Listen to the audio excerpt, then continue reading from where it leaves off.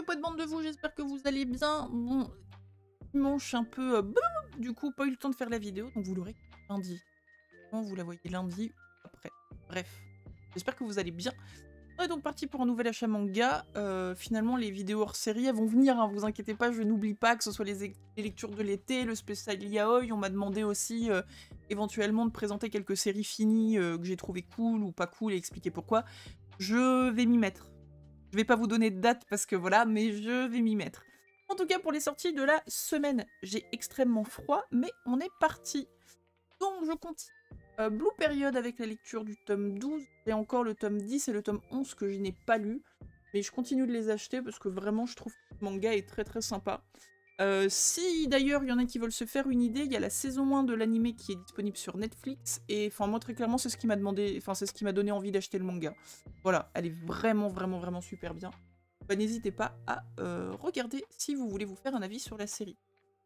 En gros, on va suivre Yatora et à l'école et qui va découvrir par le biais d'un atelier de peinture qu'il a une sensibilité particulière à l'art.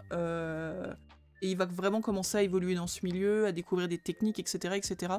On peut être totalement hermétique à tout ça, c'est pas grave. Bon, moi après j'ai fait une école de dessin, du coup ça me parle un petit peu. Mais je pense que même sans ça, si vous vous intéressez à plein de trucs différents, ça peut être vraiment hyper sympa de regarder ça.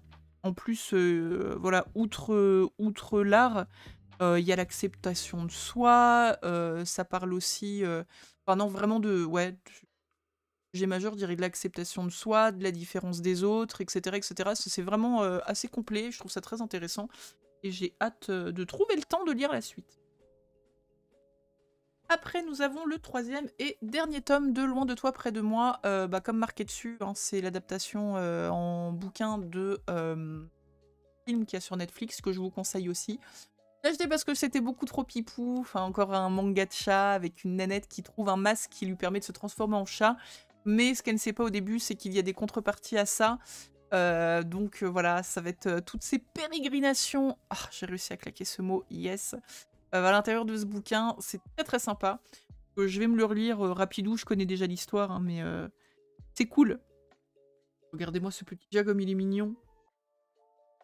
Regardez-moi cette petite bobine comme elle est cute. C'est trop mimi. Voilà. C'est vraiment sympa. Donc pareil, n'hésitez pas à vous faire un avis sur Netflix. Ou en tout cas, si vous le souhaitez, c'est une série en 3 tomes. Donc vous ne perdez pas grand-chose. Et en vrai, le manga papier est très fidèle forcément au film.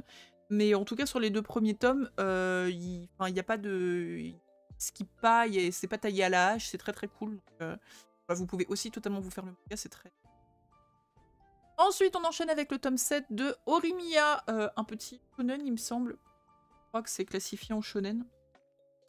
Où on va suivre l'histoire de 2 personnes, je me souviens plus de leur nom, par contre.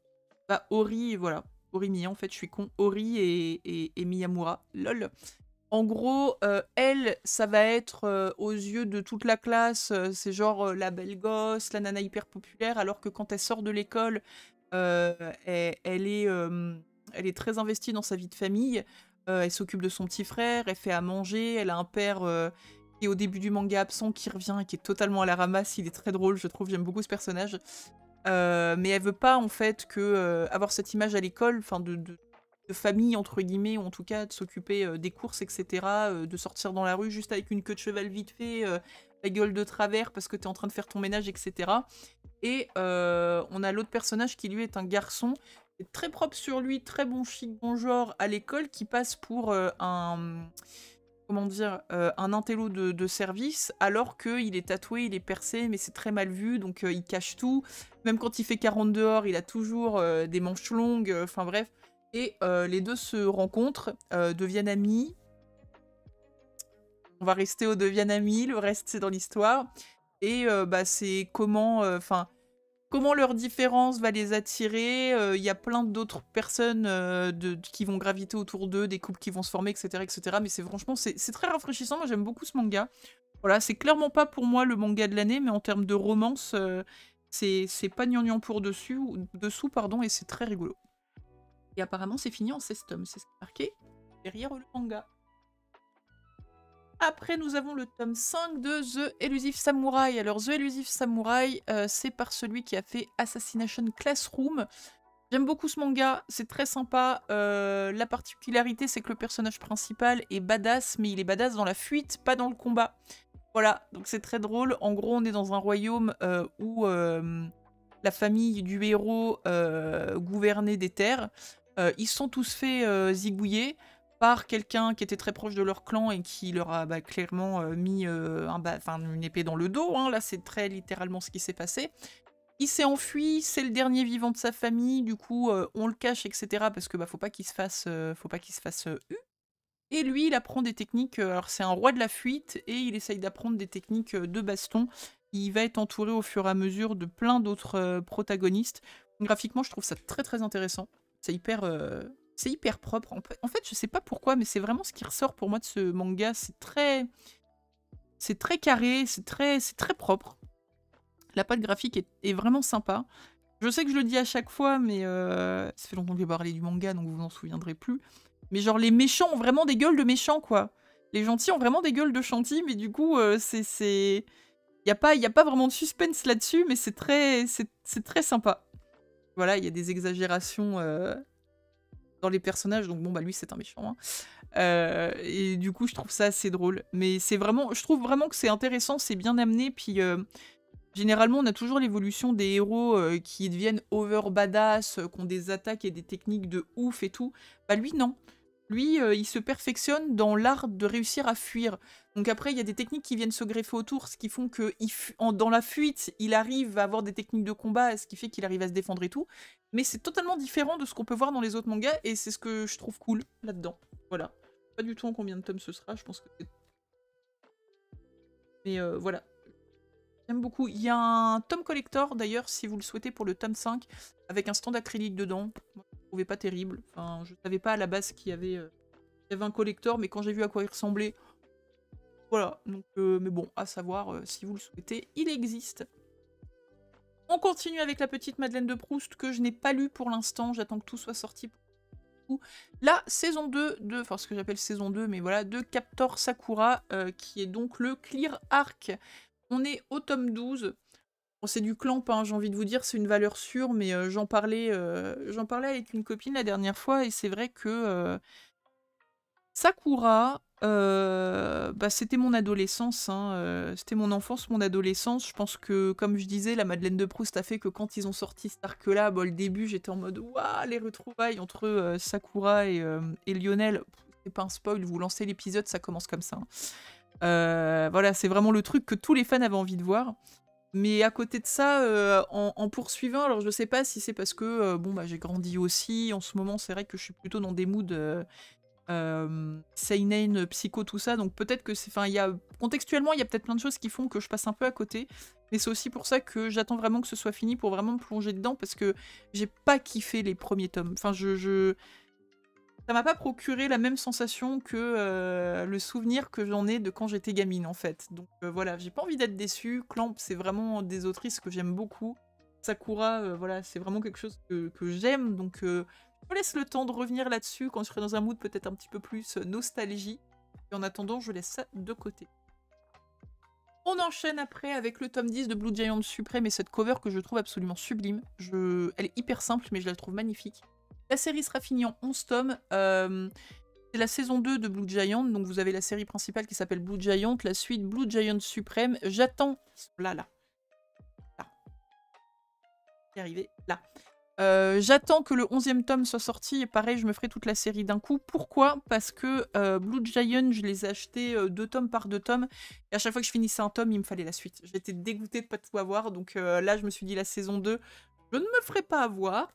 J'ai commencé à acheter et j'achète au fur et à mesure. Et vu que je sais que d'ici 3 mois, le tome 11 va sortir, je me ferai la série en entier. On est totalement sur une histoire d'un amoureux du jazz. C'est beau, juste c'est beau. J'ai rarement eu un manga entre les mains comme ça qui arrive à faire vibrer en parlant musique. Je trouve que les planches les planches où les mecs jouent de la musique, ça transpire des pages, quoi. On sent la passion des gars, on sent... Enfin, franchement, c'est juste... Il est génial, ce manga, pour ça. Alors, j'écoute pas spécialement de jazz, c'est pas spécialement mon genre de musique. Après, bon, bah, c'est un bouquin, donc spoil, vous n'entendez pas la musique. Mais c'est intéressant. Et le héros, il tryhard tellement le saxo que... Enfin, on est vraiment... C'est un seinen, hein, mais il y a tellement un côté esprit shonen, en fait, dans le héros qui est en train de trahir son instrument, et c'est beau. Donc, enfin, voilà. Encore une fois, c'est un manga que je ne peux que vous conseiller. C'est très, très joli. Voilà. Lisez. Et on va finir cette vidéo par deux nouveautés. Qui me faisaient de l'œil, enfin une particulièrement, l'autre je me suis un peu laissée happer parce que bah, la cover est autrement très jolie. On va commencer par Your Evil Past. Alors, hop, aux éditions Pika, qui sera une série en 14 tomes. J'aime bien quand ils mettent ça derrière. Ils faisaient pas ça il y a quelques années, je trouve ça cool. De quoi ça parle? Le monstre en moi ressurgit de mon passé. Après avoir disparu dans des circonstances étranges, Yosuke Saito est retrouvé nu dans une barque 6 mois plus tard, sans aucun souvenir de ce qu'il est, ni de ce qui lui est arrivé. Malgré son amnésie, il parvient à retrouver une vie de lycéen normale jusqu'au jour où il est confronté par une personne sortie tout droit de son passé. Avant de perdre la mémoire, il aurait en effet commis les pires exactions imaginables et ses anciennes victimes sont déterminées à lui faire payer. Sato refuse d'abord d'y croire, mais comment expliquer l'unique souvenir qui le hante, l'image de sa propre main enfonçant un couteau dans le corps de quelqu'un d'autre? Ça a l'air d'être un bon seinen psychologique, un peu gore forcément parce qu'on est sur du meurtre. Et ça, enfin vraiment le Pichou m'a beaucoup hypé. Je me dis qu'en 14 tomes, il y a très clairement moyen de développer une histoire plutôt sympa. Donc je vais le lire, je ferai totalement un retour sur TikTok comme d'habitude après ma lecture. Donc graphiquement, on est dans les premières pages. Hein, ça a l'air d'être plutôt sympa. Ouais, il y a un gros roulage de pelle. On va montrer des trucs. Ça a l'air simple mais sympa. Voilà. Donc je vais lire ça, je vous ferai un retour. Encore une fois, je ferai aussi peut-être un de ces quatre, des trucs que j'ai lus et que je trouve cool. Mais je pense que je m'attarderai que sur les finis pour le coup. Histoire voilà, que vous ayez une vue globale. Après, ça restera bien entendu à mon avis. Il y a peut-être des choses que j'ai kiffé, que vous allez trouver éclatées. Mais je vois par exemple Adabana, que j'ai découvert cet été, qui est terminé, absolument incroyable. Je suis en train de finir Les Bonnes Nuits Poun Poun, je pense qu'on en parlera aussi. J'ai lu quelques petites séries aussi par-ci par-là. Enfin voilà, je pas de quoi faire. Et en dernière nouveauté, c'est un manga au final où Kana en a quand même beaucoup parlé, en tout cas sur TikTok. C'est Boys Abyss. Voilà, qui est aussi une nouveauté. Je vous disais, la cover est vraiment chouette. Il y a un vernis sélectif au milieu. J'ai déjà lu le début puisqu'il y avait un chapitre offert dans le tome 3 d'Adabana. Et en plus, trop cool parce qu'à la librairie où je l'ai pris, il restait un marque-page et je l'ai eu. Voilà. Donc Jacqueline est contente. De quoi ça nous parle? Alors, donc déjà c'est un... Qui peut me sauver du désespoir? On est sur un seinen aussi. Hein. Je vous ai dit en ce moment, je suis très mood seinen psycho, j'adore ça. Dans une ville où il ne se passe jamais rien, où chaque jour se ressemble, Régie Courosé se contente du vide qui caractérise son existence. Tout le condamne à rester dans la même ville, sa famille, ses perspectives d'avenir, ses amis d'enfance, jusqu'à sa rencontre avec une idole. Il était persuadé que sa vie continuerait ainsi. Sans résistance et sans réel pouvoir sur son avenir, vivre peut-il apporter de l'espoir? Se dirige-t-il vers la lumière ou vers les ténèbres? Ryo Minenami, donc qui est l'auteur, décrit avec beaucoup de finesse et de réalisme la pression psychologique qui peut s'exercer dans les huis clos des petites villes de province. L'auteur décortique avec acuité cette mécanique où la pression des proches et de la société bascule dans le harcèlement moral. Une œuvre qui ne laissera personne indifférent et qu'il est déconseillé aux lecteurs sensibles et fragilisés. Moi, c'est surtout cette petite phrase, la déconseillée aux lecteurs sensibles et fragilisés. Comme je vous disais, des romans psycho, il y en a plein que j'ai pas lu, hein, mais j'en lis quand même beaucoup parce que j'adore ça.